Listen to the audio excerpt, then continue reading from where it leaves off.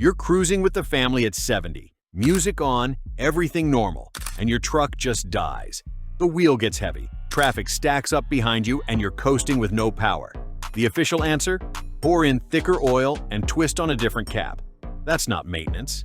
That's a roll of the dice with your safety and your wallet. Today we're laying out the full picture.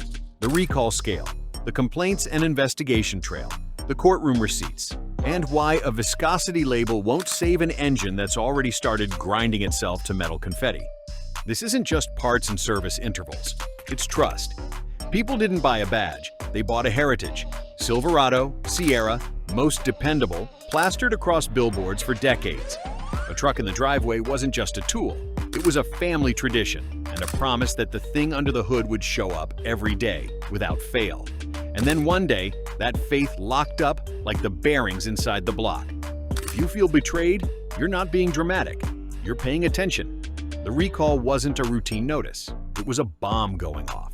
When word spread that hundreds of thousands of GM pickups and SUVs could lose propulsion at speed, the brand's story stopped being about towing stats and turned into a safety story. And the prescribed remedy? Drain the 0W20, fill with 0W40, slap on a new filter, and install a filler cap labeled with the thicker spec. On paper, yes, higher viscosity builds a stronger oil film. In practice, it can also eat into efficiency and mask a deeper machining issue without curing it. Best case, you buy time. Worst case, you push the failure closer to the day your warranty clock runs out. Here's the hard truth. Oil can't rewind wear. Once microscopic debris is in circulation because a journal surface was too rough or a clearance was too loose, you're on a countdown. That debris shreds the film the bearings ride on. You can't unscore a bearing with viscosity. You can only try to slow the march to a seized crank. The numbers don't care about slogans. Complaints documented sudden engine failures with little to no warning, injuries, and a pattern strong enough to force a regulatory escalation that ballooned the scope fast. That gap between glossy awards and hard incident data raises the obvious question. How long did the company know, and why was the first answer a thicker oil fill?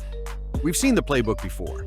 A few years before this blew up, owners sued over oil consumption tied to cylinder management and ring design. Inside that courtroom, internal documents surfaced. Engineers flagged a design risk.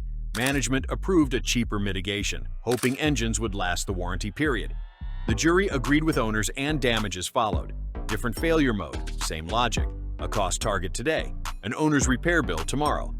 Let's talk mechanism, because this is where tiny flaws become big bills. Modern engines live on a microscopic wedge of oil. The bearings aren't meant to rub, they're meant to float. If a crankshaft or rod journal leaves the factory with surface finish just a hair too rough or a dimension a hair too wide, that wedge collapses under load.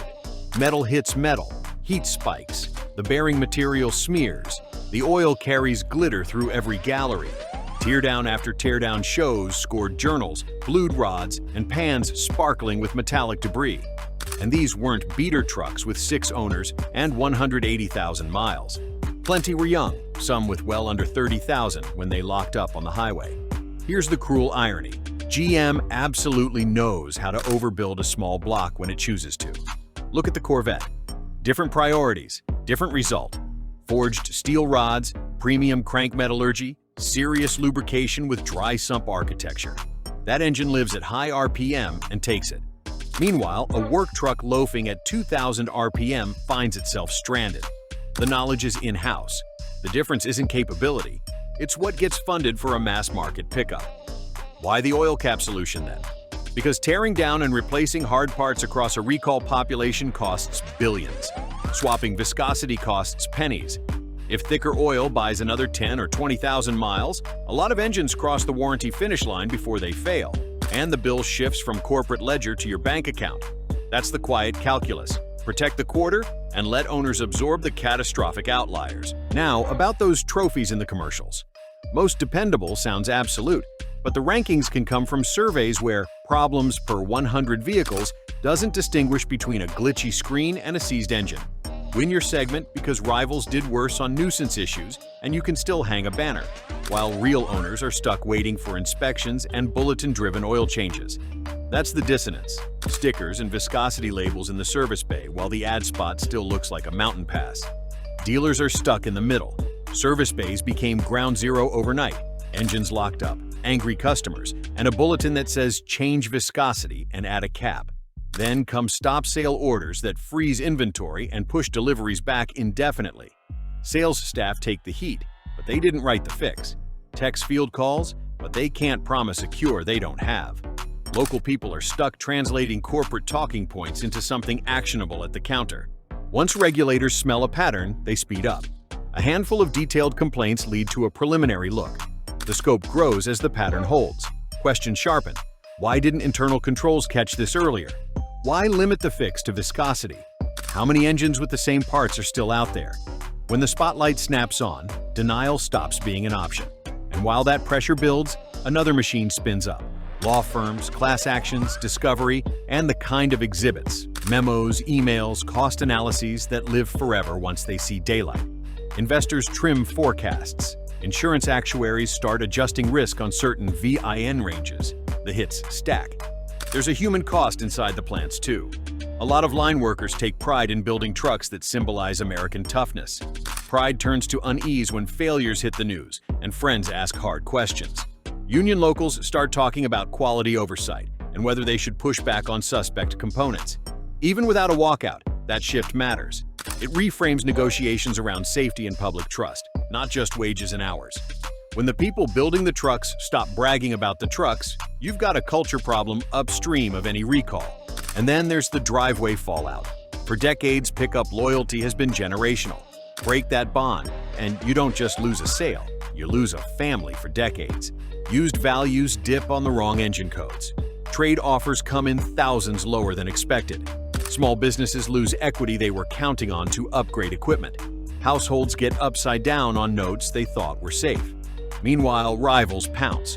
Ford and Toyota run conquest plays, extend warranties, and sponsor peace of mind campaigns in pickup-heavy zip codes.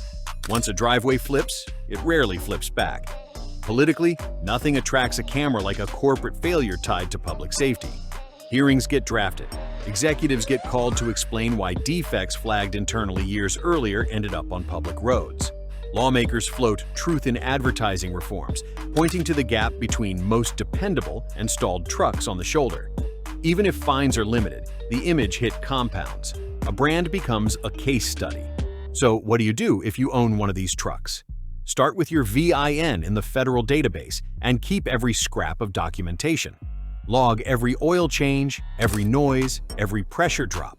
If you're still inside coverage, push for inspection now, not later.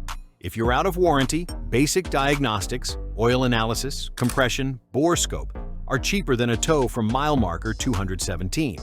If a dealer applies a viscosity change, get it documented, keep the receipt, and ask what else was inspected. When the difference between goodwill and you're on your own is a calendar, paper trails matter. And share real data. Post your year, engine, mileage, symptoms, and what the dealer actually did.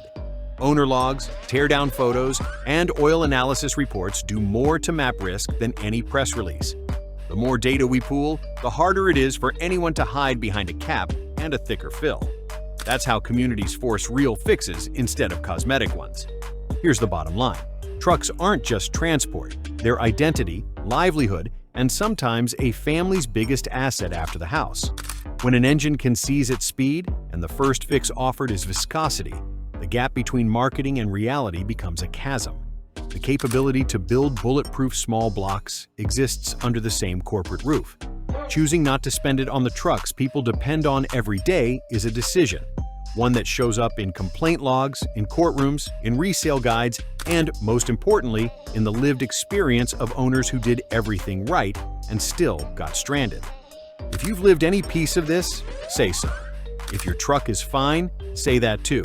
And tell us your build date, oil history, towing load, and driving mix. Real-world numbers are how we separate fear from facts and force the next chapter to be honest. Subscribe if you want the follow-up. We're digging into owner invoices, oil reports, and teardowns to pinpoint build windows and failure signatures, and we'll show you what to watch and how to protect yourself. Until automakers align their ads with their engineering, the smartest warranty you have is a loud, informed community that refuses to be quiet.